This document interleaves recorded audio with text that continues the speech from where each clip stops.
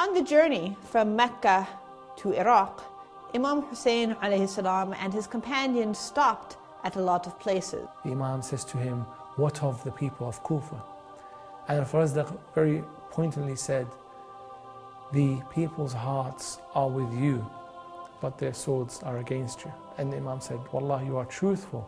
This is exactly how it is." Sayyid al-Shuhada receives the news of the martyrdom of his ambassador to Kufa, Muslim ibn Aqil.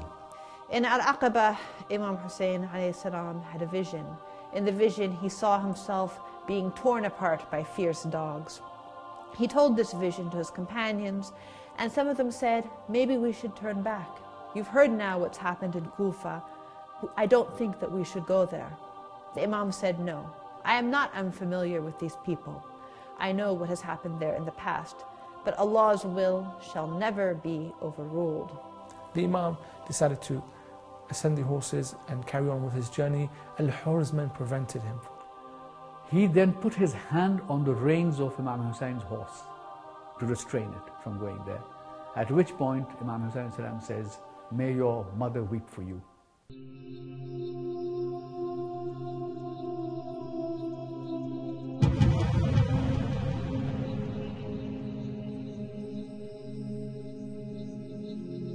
And if they do not give their oath of allegiance to me, Yazid, then do what?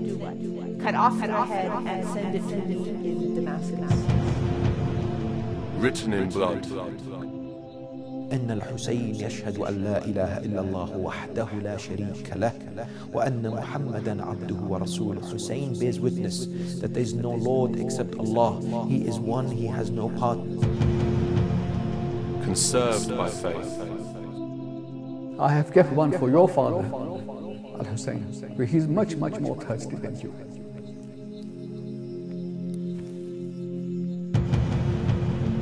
Engraved in hearts. Yazid is evil and I am good. Yazid is batil and I am haq. The only way you'll see this is if I am killed in the desert, and I'm willing to go through this. An undying flame. The story of Hussain, peace be upon him.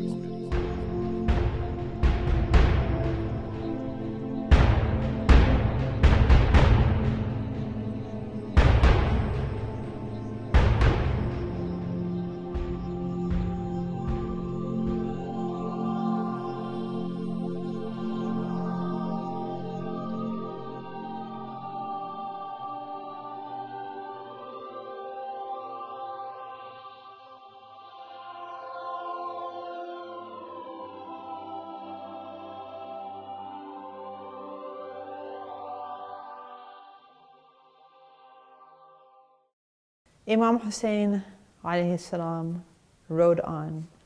His companions were with him, those companions who had decided to stay with him, even though the people of Kufa had turned against him. His close family was with him, his children were with him. They continued on.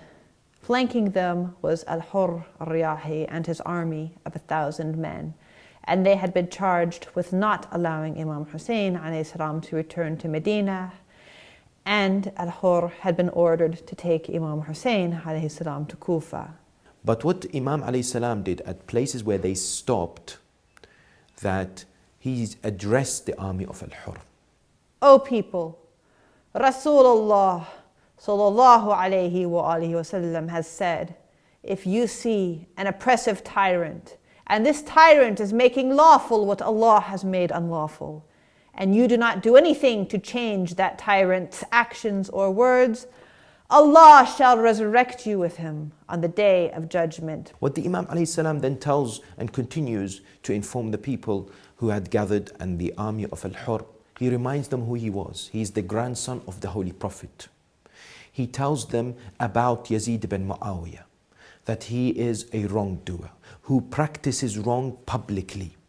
He is somebody who has gone against the teachings of the Quran. He has violated the teachings of the Holy Prophet of Islam. He openly indulges in sin. And therefore, his obedience and the allegiance to his rule is something that is impossible, that the Imam would not do so. Your letters have reached me. your letters in which you have asked me to come to you and help you to lead you. And your messengers have reached me too, bringing your oaths of allegiance to me. If you fulfill your oaths to me, you will be rightly guided, for I am al-Hussain ibn Ali. My soul is with your souls. My family is with yours, and you have in me a good model of conduct. The Imam proceeded through another stopping place called Al-Bayda, and then from there through a place called Ruhaima, where he was asked by one of the people of Kufa, what made you leave Medina? What is the cause of your journey? And the Imam responds to him saying, Banu Umayyah taunted my honor. They questioned my actual personality, who I am. And I took to patience. So they insulted us and they cursed us. They cursed my father. They called us evildoers, and yet I was patient. And they confiscated my wealth, and again I was patient with them. So they attacked us in words, and they took our wealth, and we were patient. Then they sought to kill me. And Imam Hussain explains that if he had been there in Mecca, he would have been killed. There was no way he would have been left alive. And in order to make sure that the sanctuary of Mecca was not violated, he decided to leave the city and come out in the open desert. The two groups were riding on, Imam Hussain alayhi salam and Al-Hur al-Riyahi and his army. They were going further and further into the desert. They stopped at a place called Al-Uthayb. In a place known as Uthayb, Imam alayhi salam meets 4 individuals who had come from the city of Kufa.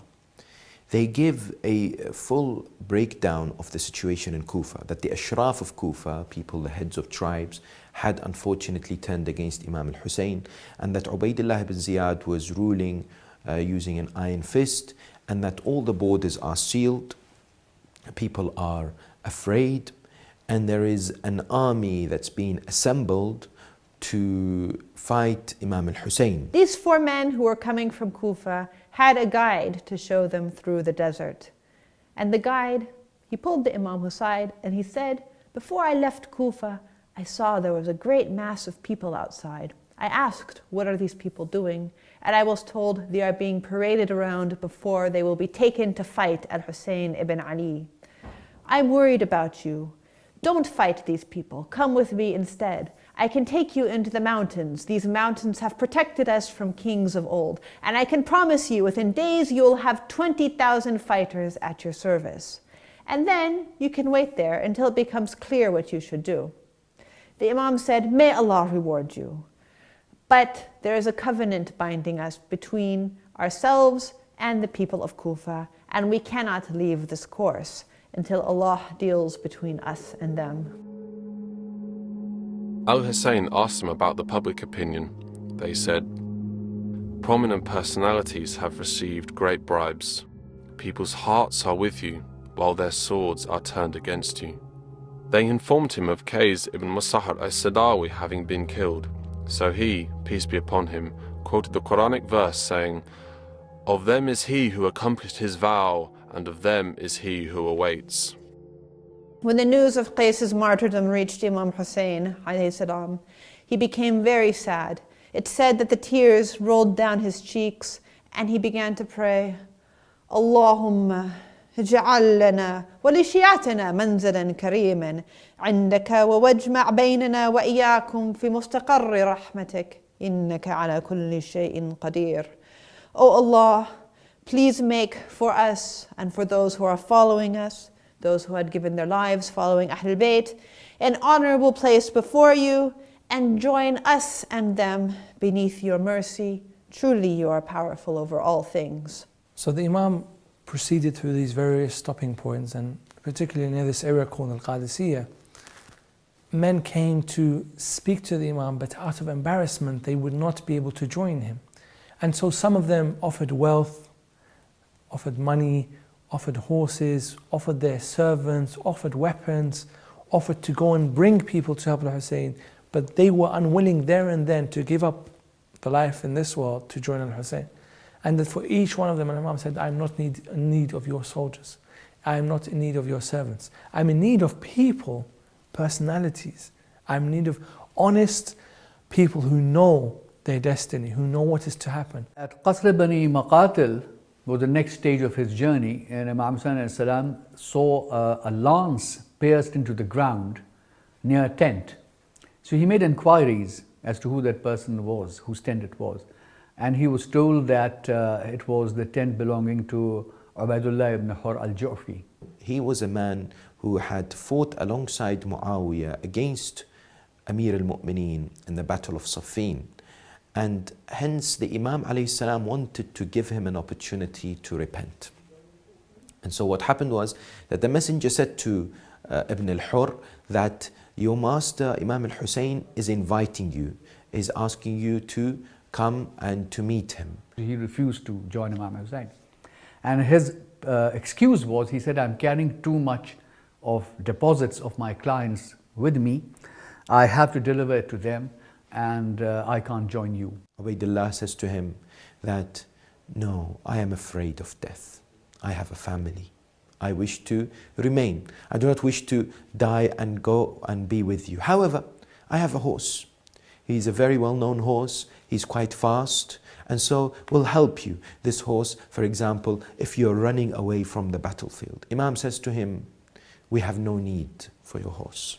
Neither do I run away. So Imam Hussain said that, no, I don't want your horse. You keep your horse. In fact, use your horse to get as far away from me as possible, because if you are within the hearing distance of my last call for help, and you don't turn around and help me, then God is going to punish you, and I don't want that happening. So use your horse and get away as far as possible, so that my last hour of my life, when I call out, you shouldn't hear me, so that you are not encumbered to return and help me. At this point in time, the Imam had been forced to move away from the road to Kufa. So he was proceeding through territory which was inhospitable, which water was very much lacking in, which generally people did not pursue this way, this path. It wasn't something that was familiar to travelers from Hijaz to Kufa. As they were riding, the Imam was saying, Inna lillah wa inna ilayhi raji'un. Walhamdulillahi Rabbil Alameen. To Allah we belong, and to Allah is our return, and praise be to Allah, the Lord of the worlds. His son Ali Akbar, who was riding next to him, said to him, my father, what is it? This is usually recited when bad news is received, as the Quran dictates. The Imam said, as I was, my thoughts were elsewhere for a few moments, I had a vision of a horseman saying to us, they ride and fate is riding towards them. It's as if telling us that we have almost met our end, we have almost met our death. We are riding somewhere and an opposite force is riding towards us, telling us that we are very close to death. This young man, some narrations say 27 years old, Ali al-Akbar, says to his father, "Oh my father, أَوَلَسْنَا عَلَى الْحَاقِ?" Are we not on the right path? And the Imam says to him, Bala, yes, we are on the haqq, we are on the truth. And Ali Akbar says something very important. He says to him, then my father, there is nothing to be sad about. We are the fortunate, we are the lucky ones, we are following the truth, then everything else in a way is not to worry about. The son said, Father, then we have nothing to fear. And Imam Hussain said, may God give every father a son like you. Every father may have a son like you. That's what he said. And the Imam then congratulates him and says, Jazakallahu khaira, may Allah reward you with abundance of good and bounties. And you are indeed a true model of how a son should deal with the father. So this is a stance of a son who knew exactly what the mission was about. And the Imam was very much proud that he had a son like this. Which is why later on he's very much upset at what happens to Ali Akbar, because his son had vision like this.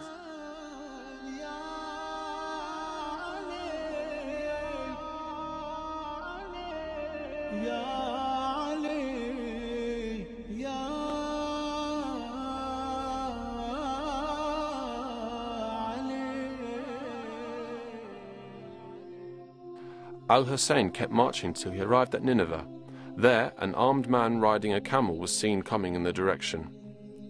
They waited for him. He turned out to be a messenger sent by Ibn Ziyad to al-Hur carrying a letter wherein he was ordering al-Hur to be rough in treating al-Hussain and not to permit him to set up camp anywhere other than in the wilderness where there was neither access to water nor any natural fortifications. Nainawa, a small village just outside the area known as Karbala. Imam al-Hussain alayhi salam with his caravan reach that particular area, and it was there that Ubaydullah ibn Ziyad has sent a letter to his commander al-Hurr ibn Yazid. Al-Hurr himself came to Imam Hussain alayhi salam and read him the contents of the letter. In it, Ibn Ziyad was ordering Al-Hurr to treat Imam Hussain very harshly and not to allow him to stop anywhere where there was defenses or there was water. Zuhair ibn al-Qayn, when al-Hurr presented this letter to Imam and showed him what he had to do, Zuhair spoke to the Imam and said that the number of the army is few. Yet this is our opportunity. We can fight them now and defeat them and pave the way for us to go to Kufa.